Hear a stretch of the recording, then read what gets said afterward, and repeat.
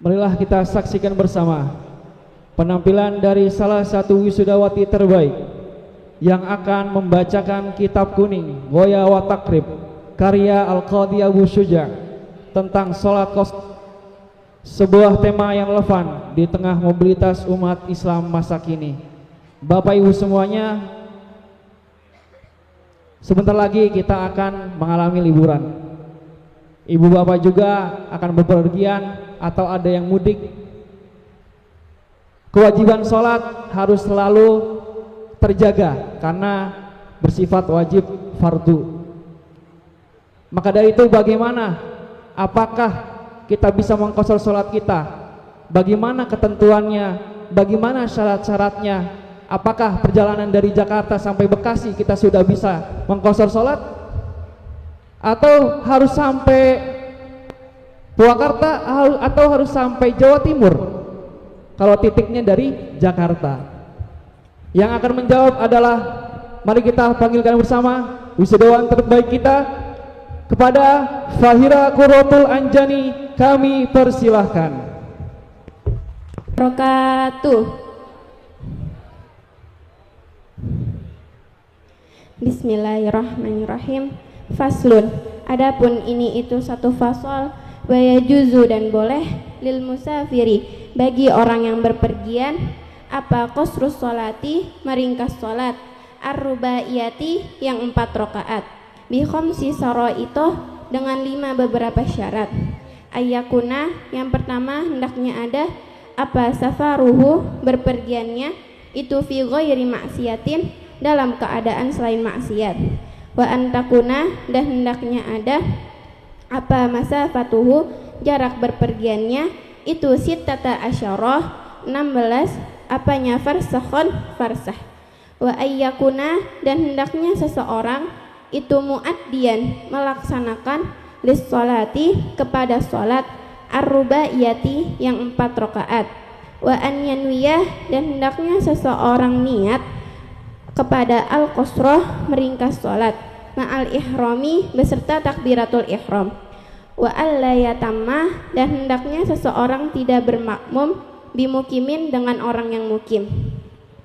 Jadi pasal di sini menjelaskan tentang boleh bagi orang yang sedang berpergian meringkas sholat yang 4 rakaat dengan 5 syarat. Yang pertama, hendaknya berpergiannya dalam keadaan selain maksiat.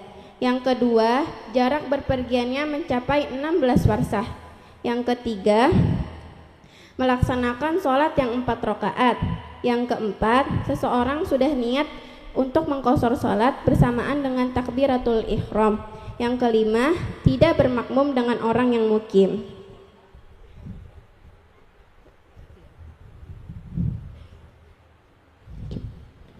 Akan hadir di tengah-tengah kita Ustadz Nizam Al-Kafi sebagai salah satu guru pesantren Darul Irsyad yang akan menguji serta berbagi faidah dan kita semua.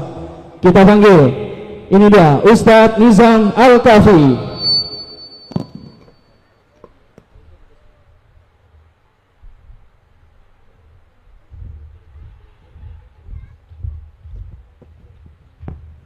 Ya, sebelumnya terima kasih atas waktunya. Jadi kita akan mengetes bagaimanakah wisudawan terbaik kita ya. Masya Allah tabarakallah. Jadi tadi bacaannya dari Ananda Fahira itu sangat jelas, tersusun rapi dan maknanya juga tepat. Ini menandakan bahwa ilmu yang telah disampaikan oleh para ustadz di Pondok Pesantren Darul Irsyad ini telah tidak hanya singgah di lisan saja. Jadi mari saya mohon izin untuk memberi sedikit pertanyaan kepada Fahira. Coba tadi kan Fahira sudah membaca kitab Ghoya wa Takrib ya. Sekarang coba jelaskan pada lafadz yajuzu, bentuk apakah kalimat ini dalam ilmu nahwu? Sebelumnya kalimat itu ada 3. Yang pertama isim, fi'il dan huruf. Yajuzu di sini merupakan kalimat fi'il yaitu fi'al mudhari, karena terdapat beberapa tanda fi'al mudhari, yaitu kemasukan huruf mudhari'ah ya yang tersusun pada lafaz ana itu. Coba sekarang jelaskan atau sebutkan dalil yang menjelaskan bahwa kalimat itu ada 3. Teman-teman, masih ingat nazam al-imri tentang kalimat? Yuk kita baca bareng-bareng. Kalamuhum lafzun mufidun musnadun wal kilmatul lafzul mufidul mufradun lismin wa fi'lin summa harfin taqsim wa hadhihi salasuha hiyal kalim. Alhamdulillah, Masya Allah sekali ya. Sekarang pertanyaan kedua.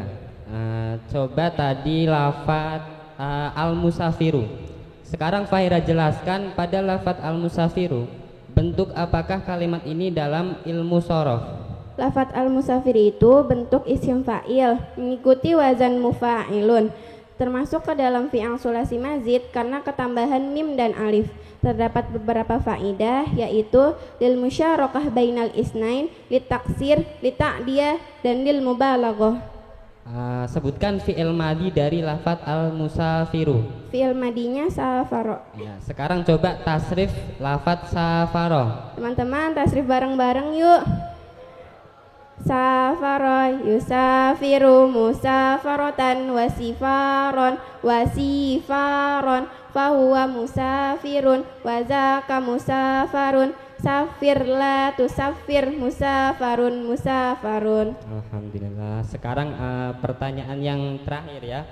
Coba lihat lafaz qasrus sholati. Sekarang Fahira jelaskan bagaimanakah i'rab dari lafaz qasrus sholati. Qasrus sholati beri'rab rofa karena menjadi fa'ilnya lafaz yajuzu. Tanda rofanya menggunakan domah karena isi mufrad. Coba sekarang sebutkan tanda-tanda i'rab rofa. Tanda-tanda i'rab rofa ada 4. Yang pertama domah, waw, alif, dan nun. Sekarang sebutkan dalil yang menjelaskan bahwa i'rab itu atau fa'il itu harus dibaca rofa. Teman-teman masih ingat nazam al-imri tentang fa'il? Yuk kita baca bareng-bareng. Fal fa'ilus mun mutlaqan qadir tafa bi fi'lihi wal fi'lu qablahu wa wajibun fi'li an yujarada azali jami au musanna usnida. Oke, sekali lagi beri tepuk tangan buat Fahira, wisudawan terbaik kita. Ya, alhamdulillah tadi jawabanmu benar semua dan sangat tersusun rapi. Jadi kami sebagai guru dan ustadz di pondok pesantren ini merasa sangat bangga kepada salah satu wisudawan terbaik kita. Jadi karena memang jadi kita itu mengajar tidak sia-sia gitu. Dan kepada adik-adik sekalian, tadi kan Pak Ira sudah menjelaskan sedikit tentang bab qasar sholat. Nah, izinkan saya untuk menambahkan sedikit penjelasan sebagai pelengkap dari apa yang tadi disampaikan oleh Fahira. Jadi tadi kan dijelaskan bahwa syarat qasar sholat itu harus menempuh jarak sekitar 16 farsah. Nah, dalam ukuran kita hari ini, menurut pendapat ulama madhab Syafi'iyah, bahwa 16 farsah itu setara dengan ukuran minimal 83 km ke atas. Jadi bagi bapak-bapak dan ibu-ibu yang bepergian kok sudah mencapai jarak 83 km, itu diperbolehkan untuk mengqasar sholat.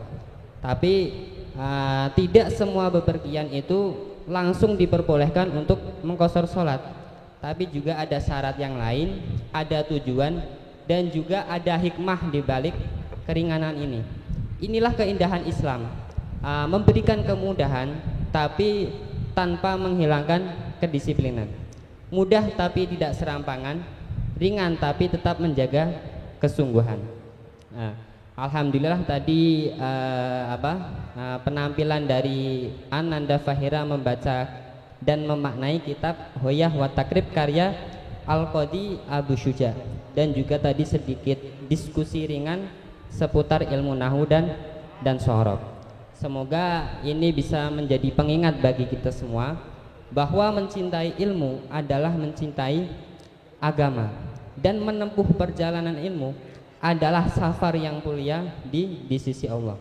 Seperti halnya hadis yang dijelaskan oleh atau diriwayatkan dari Imam At-Tirmidzi, man kharaja fi thalabil ilmi, barang siapa orang yang keluar untuk mencari ilmu, fahuwa fi sabilillah hatta yarji'a, maka dia termasuk orang yang berada di jalan Allah sampai dia pulang. Nah, jadi bagi bapak-bapak ibu-ibu ini, jadi mondokkan anak itu jangan bingung, karena perjalanan dari anak bapak ibu mencari ilmu itu termasuk safar yang paling mulia. Nah, hadirin bapak ibu sekalian yang kami hormati, demikianlah tadi penampilan dari Ananda Fahira. Berikutnya kita akan saksikan kembali penampilan dari wisudawan dan wisudawati tercinta kita. Kurang lebihnya mohon maaf. Saya Muhammad Nizam Al-Kafi dan saya Fahira mohon pamit undur diri. Wassalamualaikum warahmatullahi wabarakatuh.